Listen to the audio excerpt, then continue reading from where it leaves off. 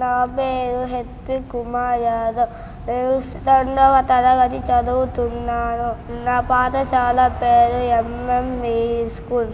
నేను 10వ తరగతి పుస్తకంలో 8వ లెసన్ చదువుతున్నాను, జీవని.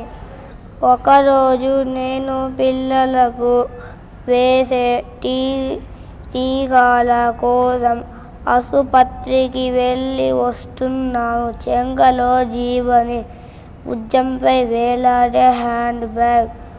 సీటింగ్ బస్సు నిండుగా ఉంది. ఆ జనం అరువుల మధ్య పాపను నాకివ్వమా అంటూ జీవనిని అందుకున్నారు. ఒక వృద్ధుడు నేరిసి జుట్టు, కాంతివంతమైన కళ్ళు, గొంతులో పొంగి పొర్లుతున్న అనురాగంతో జానదీపంలా అన్నదాయన. స్టేజి దగ్గర ఆయన నాతో పాటు దిగాడు.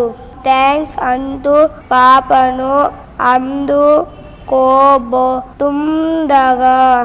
ఇంటి దాకా ఆహ్వానించవా అన్నాడు నవ్వుతూ. రండి అంటూ ఇంటి వైపుకి దారి తీశాను.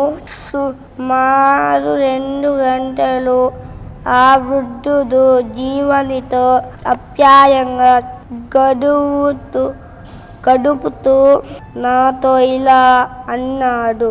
ఈ ఇష్టం నువ్వు నాకెంతో సన్నిహితమైన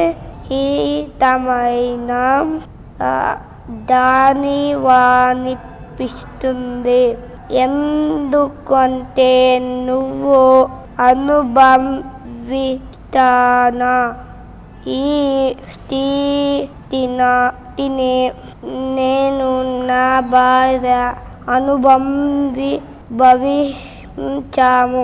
జీవని లాంటి పిల్లకు ఈ ప్రపంచంతో కోడవలేడు. మీలాంటి తల్లులే అరుదు. ఫోర్త్ మెథడ్ కఠినమైన పదాలు చెప్పుతాను. స్టెప్ 1 ఉన్నట్టు చెప్పాలి, రాయాలి. పిల్లలకు స్టెప్తో ఒత్తులు లేకుండా చెప్పాలి, రాయాలి. పిల్లలకు స్టెప్తో ఒత్తుల విడదీసి చెప్పాలి, రాయాలి. పిల్లలకు స్టెప్ 4 ఎలా రాస్తామో చెప్పాలి, రాయాలి. పా గురిస్తే బి, లావతిస్తే లా, కొమ్మిస్తే కు. పిల్లలకు స్టెప్ అన్నది ఉన్నట్లు చెప్పాలి, రాయాలి. మధ్య స్టెప్తో ఒత్తులు లేకుండా చెప్పాలి, రాయాలి. మద స్టెప్తో ఒత్తుల విడదీసి చెప్పాలి, రాయాలి.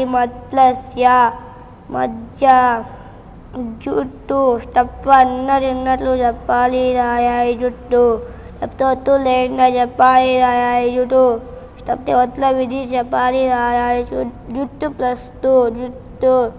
పోలోతున్నా స్టెప్ అన్నది ఉన్నట్లు చెప్పాలి, రాయాలి. పోలోతున్నా స్టెప్తో ఒత్తులు లేకుండా చెప్పాలి, రాయాలి. పోరుతున్నా స్టెప్తో ఒత్తుల విడదీసి చెప్పాలి, రాయాలి.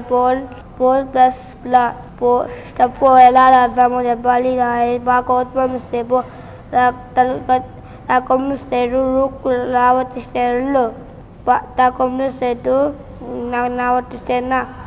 పోలట్న స్టెప్ 1 ఉన్నది ఉన్నట్టు చెప్పాలి, రాయాలి. నవ్వుతూ స్టెప్తో ఒత్తులు లేకుండా చెప్పాలి, రాయాలి. నవ్వుతూ స్టెప్తో ఒత్తుల విడదీసి చెప్పాలి, రాయాలి.